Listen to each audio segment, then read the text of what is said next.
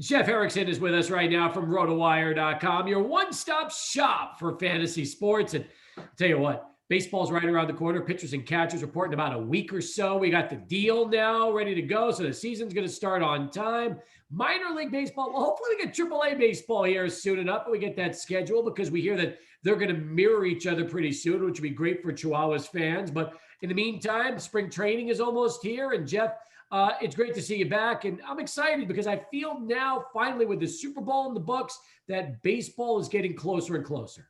Oh yeah, for us traditionally the day after the Super Bowl is a big day for signups, and it's a big day for the site. We flop over like baseball news is tops the homepage, then it becomes football or actually basketball probably right now. Our basketball traffic's really high. A lot of people playing DFS basketball this year. I love that. But it's a traditional time when things really step up, and I'm excited now that we know when spring training is going to start. I think earlier our baseball signups were a little slow because of that, because of this uncertainty, but I think that's going to pick up, especially when we see them in the flesh. Actually, we see, hey, there they are. They're warming up. Their pitchers and catchers are reporting. Well, it'll actually have actual news. So I think I'm excited about that too. I don't blame you. Plus, I think from a fantasy standpoint, now that all these players are signing, the free agents are going places, that also makes you feel a little bit better that obviously teams don't want to have all these unsigned guys still out there lingering as we get ready for spring training. So I feel like it's starting to ramp up a little bit right now. Yeah, a lot of the log jams are gone now. Trevor Bauer signed, Marcell Ozuna signed. The top remaining free agents there's some good players still out there, like Jackie Bradley Jr., for instance, really good defender. But from a fantasy perspective, the biggest names are pretty much accounted for unless there's a trade. There's a couple relief pitchers that could change things up in terms of our closer pool, though.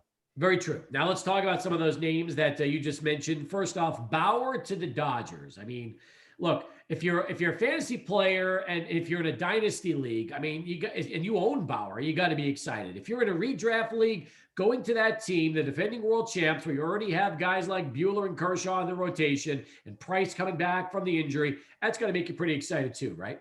Yeah, absolutely. I think so for sure. The thing is, I have, Dustin May in a couple of leagues. I'm disappointed about that just because he's going to lose a lot of starts. He's probably not going to start a whole lot, but Bauer is a perfect fit in LA. I mean, the thing is, they have pitchers they want to protect, whether it's May, whether it's Urias, whether it's even Kershaw for that matter. Remember, he missed opening day with a back last year. Bauer's going to get his starts. He's going to get his innings. He wants to pitch every 4 days. Now, they're not going to let him do that too often, but the thing is, he's the guy they're going to keep on schedule. Even Buehler last year, remember, he didn't start on time last year. So that's one thing that I think we can be pretty well set. And we know he's going to get his innings. He's not going to get a 4-man rotation or anything, but he'll be fine. Jay Jaffe mentioned last hour that he could even see David Price being traded, maybe to make up some room where they could eventually sign a guy like Justin Turner back to play third base. Could you see a scenario where Price coming off the injury gets dealt? He's going to have to pitch, I think, first before, people need to see him. People need to see that, hey, he's definitely all the way back. And I think that's important because, he took the whole year off. His last year in Boston wasn't great. So I think people need to see it with him. I could be wrong. But I would, if I were a team trying to trade for a starting pitcher, I wouldn't want to go sight unseen. But yeah, I think eventually, I think that's a possibility. Jay knows the Dodgers better than I do, though. That's his team. So I'll see the point that it's definitely a pathway for him. I see Urias as that fifth starter, at least as of now, although I'm sure there'll be an open competition in spring training. But knowing that, Price is not even close to being a guarantee. He's in his mid to late 30s right now. He's coming off that injury. You got to be happy when you have all those young arms, knowing that they could all be thrust into the spotlight at some point in time. Yeah, and this is by design. This is how the Dodgers operate. They like 7, 8, 9 starters because, let's face it, attrition happens. Pitching is an occupational hazard. I mean, it's something that pitchers get hurt all the time. Now, if it sucks if you're Tony Gonsolin or Dustin May or someone that has them rostered in a fantasy league because you don't know when and where they're going to start. And that's sometimes part of the problem. Oh, well, he had a blister. We're going to skip him this week. And, it's Tuesday. It's too late to get him in your lineup or get him out of your lineup as which side of the coin you're on there. But they're good pitchers, and that's a good redundancies to have, and the Dodgers have it coming out of their ears. I agree with you. Now, give me your thoughts on Ozuna to the Braves, going back there for 4 years and $65 million. From a fantasy standpoint, I guess it's great this year because he'll qualify in the outfield. And then if they bring the DH in full time in both leagues next year, assuming they get an agreement in place, Ozuna then could soon become that full-time DH starting in 22. Yeah, that's right. And it's a natural fit. He obviously likes the team, fits well in the ballpark. And that might be a hint that maybe they still think it's possible for the DH this year. I'm losing hope on that. I really wanted it this year, but it's a bargaining chip, and thus owners aren't just going to give it away, and the players aren't going to give away the expanded playoffs. So until those things change, that's what we're looking at there. But you're right. 1 year in the outfield won't hurt them, especially if you look at who they were going to start. They were going to probably start NCRT in left field. Pache in center. Pache can cover a ton of ground, but NCRT is not much of a bat, so that gives them a little bit of extra bandwidth there to play Ozuna in the outfield for a year. Now, a couple of days ago, you and Scott Genstad had a podcast where you discussed some of the topics we're talking about right now. But there was an interesting trade that kind of went through the cracks involving Elvis Andrus and Chris Davis and the rare AL West swap between the A's and the Rangers, something you just don't see very often. But I'm interested to get your take on this because at one point, Elvis Andrus was one of the better shortstops in the game, and Chris Davis was hitting 35, 40 bombs a year. So where do you see them now going to these new clubs? Neither is at that point anymore, unfortunately. And I think that's part of it. It's trade my problem for your problem. The A's didn't have a shortstop, though. So Andrews, he's signed for 3 more years. I thought this was like a 1-year bridge, but it's not. He's basically locked in for 3 more years. He really started to fall off last year. He doesn't run as much as he used to. That also means he probably doesn't have as much range as he used to. Those things kind of get tied together a lot. So we'll see how long of a solution he is at shortstop. I don't think it's more than a year. I don't think you really want him there that long. But it's better than the options that they had. They were looking at Chad Pinder as their starting shortstop otherwise. So I see the motivation there. They got rid of Davis's contract as part of it. They also had to give up Jonah Heim as part of it there. And Heim can play a little. He's he's not going to be a first tier catcher or anything, but he could blossom into something better. And I think this is a good chance by Texas to take him on. Andrews, keep in mind, he wasn't going to start for the Rangers this year. They had said that Isaiah Kiner-Falefa would probably be their starting shortstop. Andrews was going to be their utility player. So this means more playing time for him. He benefits. Now, if he's fully healthy, he's going to run a little bit more. It's not a great ballpark to hit in, but neither is the new Texas ballpark. So it's a mild upgrade for him. I think Davis, if you look at their roster, Davis could be just half of a platoon. It could be him sharing at bats with Willie Calhoun, and that's on the wrong side of the platoon if you're Davis too. So I don't think I'm that optimistic about Davis because of this trade. Does Anderson Tejeda now take over shortstop for Texas this year? I think it's Kiner-Falefa. I think that's the way they're going to go with it. Tejeda might be part of it too, and that's the thing. I mean, they've got opportunities for multiple players to kind of step in for the first time. You pull up their roster, and they don't have too many bats that I'm excited about. Nate Lowe could get a really good chance for the first time in his career to play on a regular basis. Odor isn't guaranteed second base. Solak could be the starter there, unless he's the starter at third. Maybe they get Sherten Apostle as someone that's part of the equation there, but Kiner-Falefa and Tejeda are kind of battling it out right now. In the long run, I think Maximo Acosta is a guy that you're looking at. Maybe Luis Angel Acuna is someone that's a part of it there. I know you play in a dynasty league, so you're watching those names. You know those names already, but they're going to be involved. This is a team that's really kind of turning things over.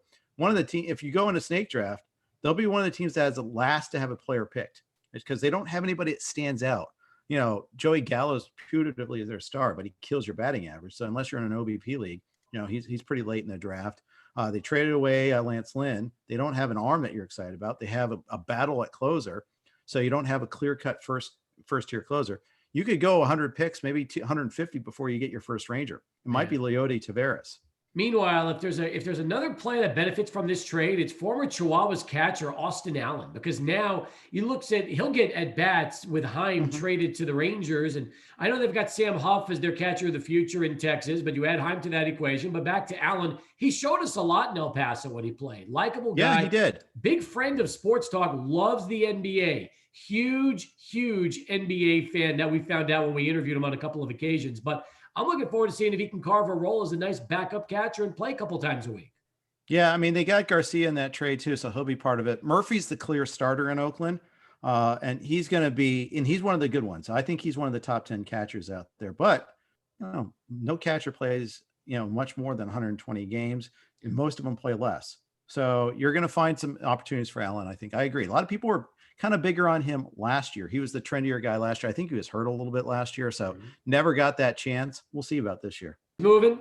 Jeff Erickson back with us, rotowire.com, as we talk a little fantasy baseball season right around the corner. And we were bringing up all the names of some of the moves over this past week. Jeff, maybe one of the biggest stories is the baseball and the fact that they're going to try to deaden it a little bit more and control the home run rates, which obviously could have a huge impact both on pitchers' numbers for fantasy baseball and obviously the home run totals.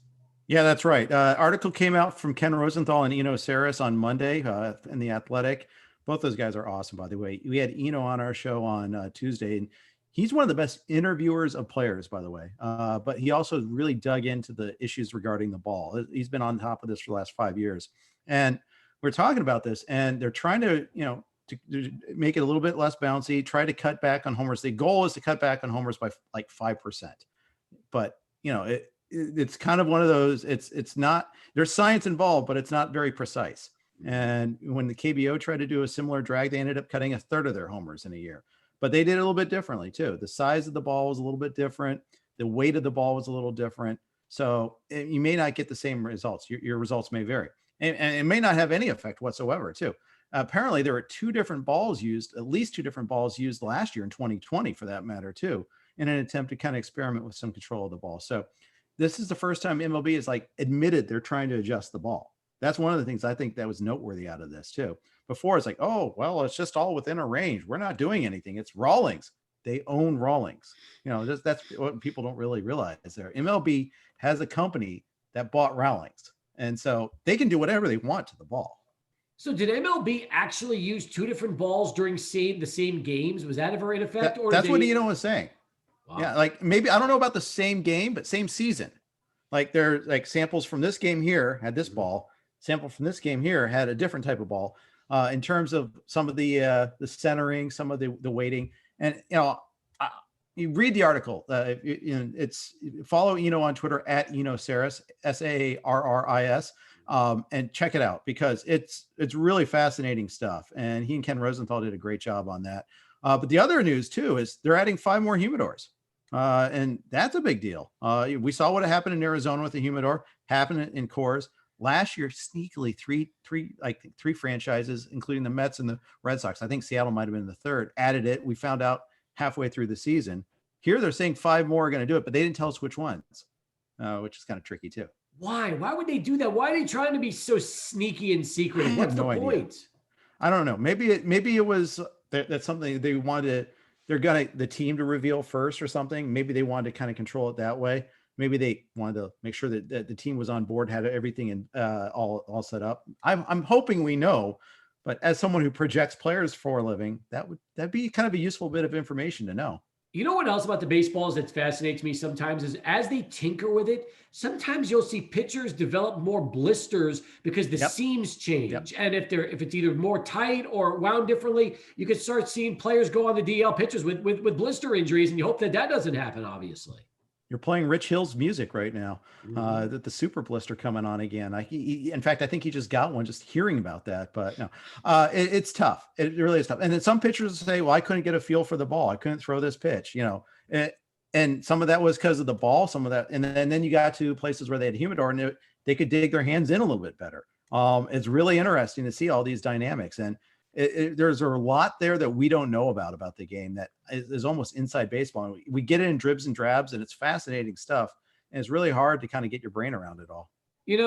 Free agency is almost over now. There's still some names left, like you talked about. What about possible trades? Like, for example, your Reds. I keep hearing Suarez could be on the block. I keep hearing Moustakas could be on the block to put Nick Senzel back in the infield. Do you see a lot of teams still being active on the trade market heading into spring training? I could see 1 or 2 more trades. And the Reds said they'd listen to anyone. We've heard these false rumors about Luis Castillo for a while. I don't think it'll be anything that grand. They still don't have a shortstop though. I mean, that's the funny thing. They're rumored to be in on Jonathan Villar, and I was like, that didn't hurt me that we didn't get him. But not losing out on Didi Gregorius, Andrelton Simmons, Marcus Semien, those cut to the bone a little bit because they traded away Raisel Iglesias. Yeah. Obviously, they didn't get Trevor Bauer back. They let Archie Bradley walk for nothing. And there's also they could spend elsewhere supposedly, so they'd have budget room. Well, what do they spend it on? Nothing. They signed Sean Doolittle. That's it. That's the list. about everything they've done in free agency, unless you want to count D Gordon to a minor league deal. I don't count that because he hasn't really played shortstop lately either. They said, well, we're going to go in with what we have. It's awful. I mean, this is a team that was supposedly, all in last year. They one of the winners of the offseason. And the 1 year, that's it. You're done. I don't get it. Meanwhile, I'll tell you, there's something I get, and that's what's happening right now at RotoWire. A lot of great stuff. You got the updated Dynasty 400. Let's talk about that and some of the other great things you want to point out on the website right now. Sure. James Anderson has taken over our Dynasty rankings. He already did our prospect ranking, so it's a natural change. We have a ability to, put in to optimize your rankings for on-base percentage versus just batting average leagues too. So if you're in a sabermetric style league, you want to use a batting average, that'll change the rankings a little bit there, which is kind of cool. That you can kind of optimize it to how you want to do it there. And James is on top of everything, made a lot of changes, and it's some fantastic stuff. We got 5 podcasts a week, all sorts of like projection changes. We're really ramping up our baseball coverage. We're really excited about it. Spring training's a week away, at least pitchers and catchers reporting. I'm excited. RotoWire.com, folks, to check it all out. How disappointed were you on the Super Bowl? Oh, very. I wanted the Chiefs to win. My parents live in Kansas. My brother's a big Chiefs fan. By default, I rooted for them. They're a fun team to watch. They weren't very fun on Sunday. All credit goes to Tampa Bay. Todd Bowles had a great game plan. Helps that the Chiefs were missing 4 offensive linemen. I think that's probably a big part of it. Other guys were playing out of position, but they didn't adjust. From snap one, Mahomes was running for his life on a gimpy toe. It was just a bad formula. And they didn't have too many quick hitting passes. They just couldn't counter. And maybe there was no counter because they didn't need to blitz. The Bucs didn't need to blitz to provide that pressure. And that was the ball game right there. I know. It's 100% right. Now we got an offseason to look at. Maybe at the time we talk next week, Carson Wentz will be traded, and who knows what other dominoes could fall. Right. That's a big one. And then the huge one would be Deshaun Watson. Mm-hmm. The Texans say they're not taking trade offers. They're losing guys in the front office again. Their president just resigned this week. He wanted to do it before, but they wanted to, have this veneer of stability before they hired their coach. But it's a mess down there. But yeah, we saw the Stafford trade. Now we got to see some other dominoes fall. Carson Wentz. What do the Jets do with Sam Darnold? That could be another big one. The Carolina Panthers want to get a quarterback. It's actually a fun offseason. I mean, I like seeing a lot of chaos. I like seeing trades. Trades are fun. You give something to analyze. New opportunities arise. It gives us a chance to get an edge. So I love it. Terrific conversation as always. Jeff, looking forward to it next week. Thanks so much for the time. My pleasure. Thanks a lot, Steve.